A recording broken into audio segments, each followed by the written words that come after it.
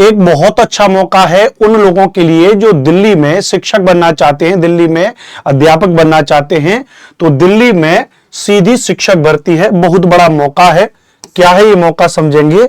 और 30 सितंबर से आवेदन है और सैलरी 30,000 रुपए है इसकी, और 30,000 रुपए प्लस है। तो क्या है इसको जानकारी को समझते हैं। यहां पे government of national capital territory of Delhi inclusive education branch directorate of education के नाम से यह एक नोटिस है, 27/9/2023 का नोटिस है।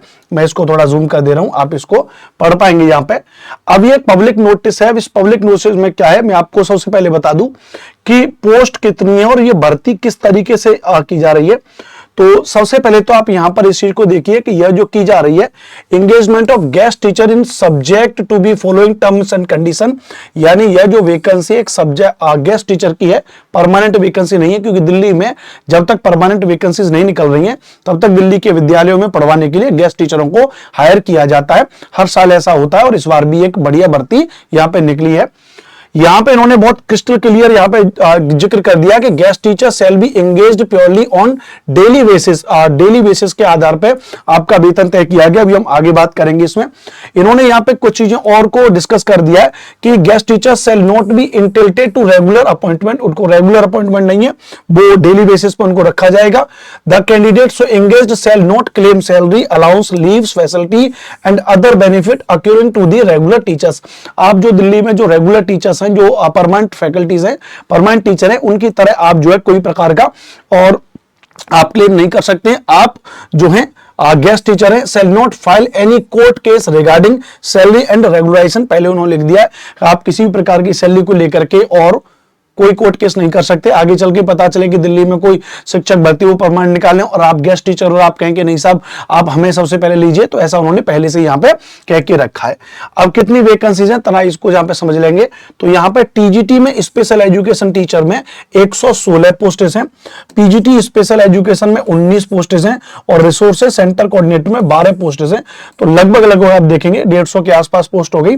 लेकिन आप इनको 150 पोस्ट न देखें, क्यों? क्योंकि इस भर्ती में गेस्ट टीचर में जब आप इनको फिलअप करते हैं तो एक अच्छा खासा डेटा जो है इन लोगों के पास में आ जाता है। उनमें से जितने लोगों की इनको जरूरत होगी उतने लोगों को ये रख लेते हैं, लेकिन बाकी के लोगों का भी डेटा इनके पास रहता है। जरूरत पड़ने पर वो उनको कॉल करके और अपने यहां पे बुलाते रहते हैं। तो आप ऐसा ना सोचें कि यार केवल 150 ही पोस्ट है अनुपम सर, तो 150 पोस्ट के पर हम क्या ही भरना है इसको, हम इस पर नहीं भरेंगे। आप इसके फॉर्म को भरें और इसको ज्वाइन करें और आगे के लिए भी आपके लिए बहुत ज्यादा हेल्पफुल रहेगा। तो देख लेते हैं कैसे कैसे इसकी पूरी कहानी। तो फर्स्ट ऑफ ऑल सबसे पहले आप यहां पे चीजों को समझ चुके हैं कि ये गेस्ट टीचर वैकेंसी है दिल्ली में।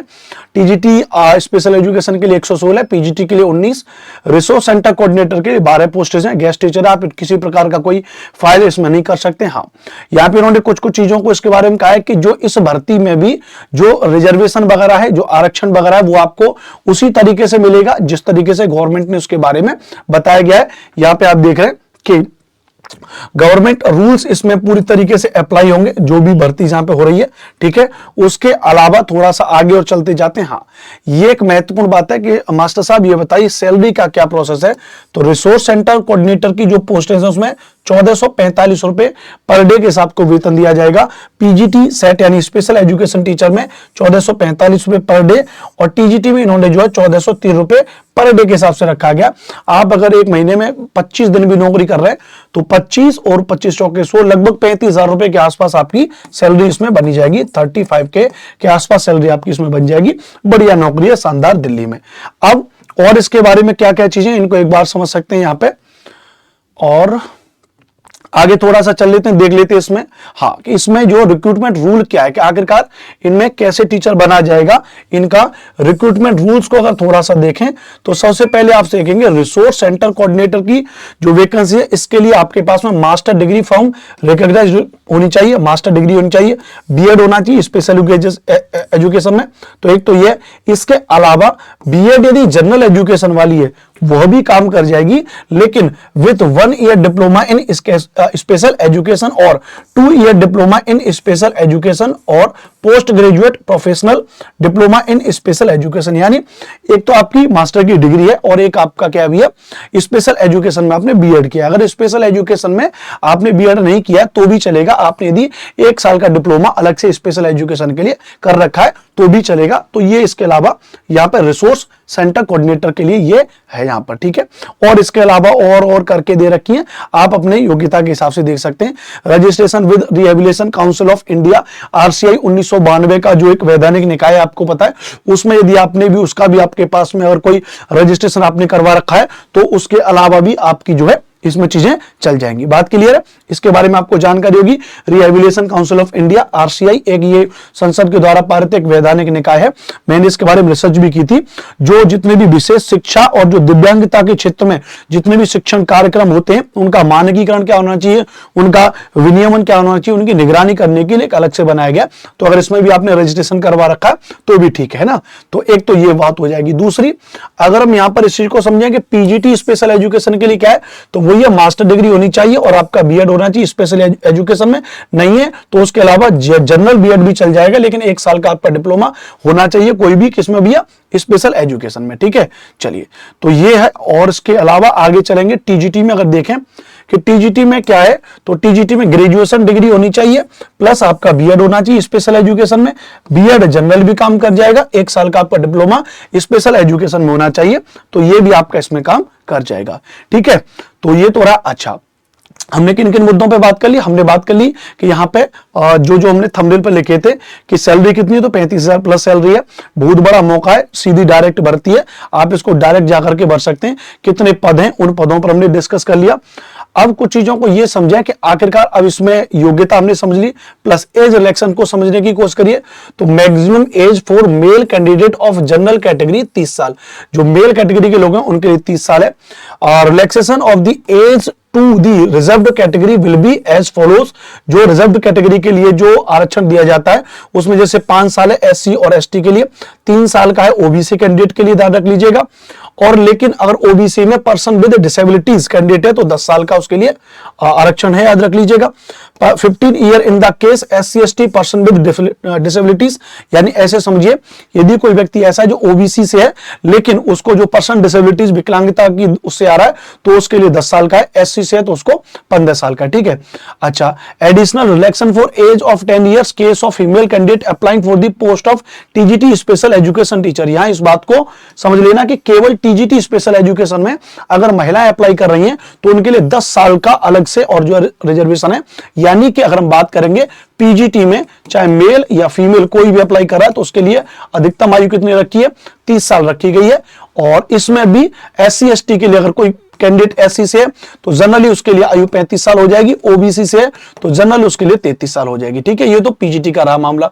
अब टीजीटी में अगर बात करेंगे तो टीजीटी में उनका कि 10 साल का बढ़ जाएगा, नहीं 40 साल की हो जाएगी, महिलाओं के लिए, पुरुषों के लिए उतना ही है, ठीक है।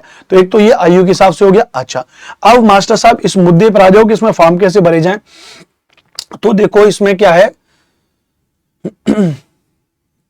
यहां पर आ जाते हैं मोड ऑफ सिलेक्शन की बात करें। The eligible candidate should submit their application online in the prescribed format and accordingly merit list shall be prepared for the set post. मतलब आपको ऑनलाइन जो है और एप्लीकेशन भरना है, कोई भी ऑफलाइन कोई भी डॉक्यूमेंट कहीं पर भी पोस्ट वोस्ट नहीं करना, इन चीजों में मत रहना, डायरेक्ट आपको भर्ती देनी यहाँ पे और अकॉर्डिंगली उसके बाद मेरिट आपकी होगी और उसके बाद आपको किया जाएगा।